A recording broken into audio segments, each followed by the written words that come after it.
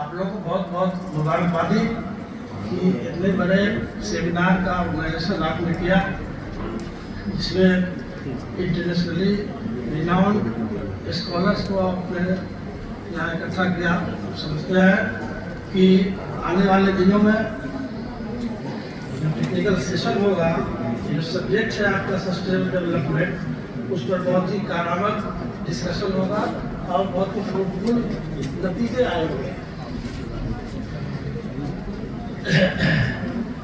असल में मेरा एड्रेस जो प्रेसिडेंशियल एड्रेस होता है, आमतौर से सबसे लास्ट में बोलने का मौका मिलता है, तो उनके लिए बहुत कुछ कम बोलने के लिए छोड़ते हैं लोग। जितना बोलना होता है सारे लोग बोल चुके होते हैं, लेकिन फिर भी मैं 2-3 बातें इस टेक्निकल सेशन के लिए आपको सामने में रखना चाहता हूँ।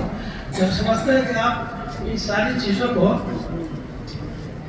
उसमें डिस्कशन कीजिए। एक तो सस्टेनेबल डेवलपमेंट का जो कंसेप्ट है वो कोई ऐसा नहीं कि सिर्फ एजुकेशन का कंसेप्ट है, टेक्नोलॉजी का कंसेप्ट है। ये मल्टी डायमेंशनल कंसेप्ट है जो हमारे सोसाइटी में इंट्रोड्यूस किया गया है और जिसका जो एक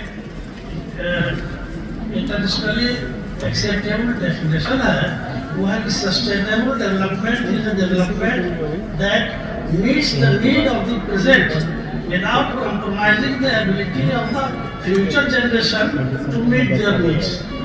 ये मेन इम्पोर्टेंट पॉइंट है जो मैं आपके सामने रखना चाहता हूँ।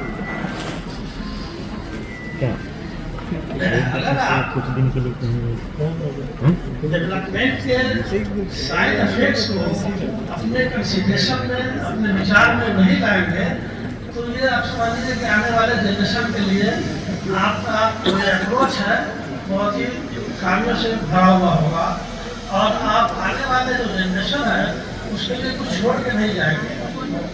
आज डेवलपमेंट की सारी सहूलतें हम लोग इस्तेमाल कर रहे हैं, हम लोग कृषि इस्तेमाल कर रहे हैं, हम लोग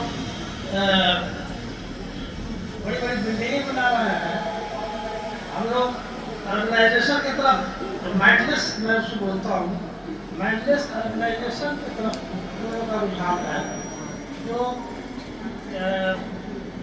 माइग्रेशन होता है गांव के लोगों का शहर की तरफ, उसका क्या साइड इफेक्ट है ये डिस्कशन करने की ज़रूरत है। उससे क्या खराबी पैदा हो रही है, इन्वायरमेंटल क्या खराबी पैदा हो रही है, आपको इस पर विचार करना है। इन्वायरमेंटल खराबी ये हो रही है कि 100% डिफॉरेस्टेशन हो चुका है। नई नई बिल्डिंगें जहाँ बनी है वहाँ पर डिफॉरेस्टेशन हो गया है, इकोलॉजिकल इम्बैलेंस हो गया है। ये बड़े बड़े हॉस्पिटल्स बने हुए हैं, उसका जो मैनेजमेंट होता है, वेस्ट मेडिकल वेस्ट का जो मैनेजमेंट होता है उसका प्रॉपर मैनेजमेंट नहीं है। इलेक्ट्रॉनिक्स गुड्स है, इलेक्ट्रॉनिक गुड्स जो आउट ऑफ डेट हो जाता है उसके मैनेजमेंट का बहुत एफिशिएंट मैनेजमेंट नहीं है।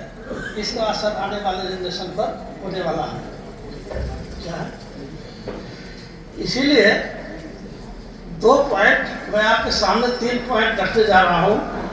आप आने वाले दिनों में इस पर जरूर बहस करें। Over utilization of resources and environmental decline, इस इशू पर टेक्निकल सेशन में आप जरूर पॉइंट आउट करें कि ओवर यूटिलाइजेशन ऑफ रिसोर्सेज, जो नेचुरल रिसोर्सेज है उनका हम कितना ज़्यादा से ज़्यादा इस्तेमाल कर रहे हैं। We are not living anything for future generation.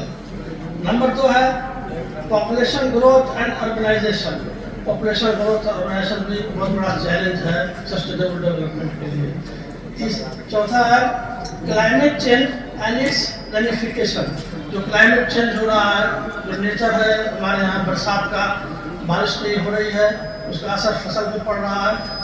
तो ये उसके साथ साथ जो है एयर पोल्यूशन हो रहा है, सॉइल पोल्यूशन हो रहा है, वाटर पोल्यूशन हो रहा है। ये सारी चीज़ों को आपको उस पर ध्यान देना है। डेवलपमेंट का मतलब ये नहीं है कि आप सहूलतों में अपनी लाइफ को गुजार रहे हैं और आने वाले नस्ल के लिए आप छोड़ रहे हैं। And inadequate access to the fundamental human needs, इसके साथ साथ जो सोशल डिस्पैरिटी है सबसे बड़ी चीज़ है। सोशल डिस्पैरिटी है, इसमें इकोनॉमिक डिस्पैरिटी सबसे बड़ी चीज़ है। गरीब से गरीब होता जा रहा है, अनएम्प्लॉयमेंट बढ़ता जा रहा है और अमीर होते जा रहे हैं। वो ये गैप है, ये गैप सोशल इनस्टेबिलिटी क्रिएट करेगा। मेरा कहना है कि चंद पॉइंट जो मैंने आपके पास रखा, सारे टेक्निकल सेशन में इस पर हमारे पास बैठे हैं क्या नाम है,